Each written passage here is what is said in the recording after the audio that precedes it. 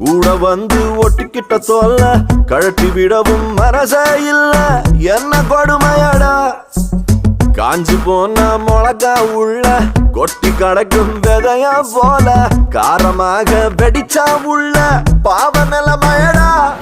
ஆகாயம் மேலேதான் அழகான மேகங்கள் அண்ணாந்து பார்க்க நேரமின்றி போவது எங்கேயோ.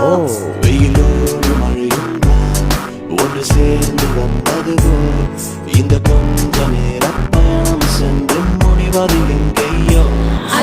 டாடி மம்மி என்ன பேரு இவனுக்கு வச்சாங்க என்ன என்ன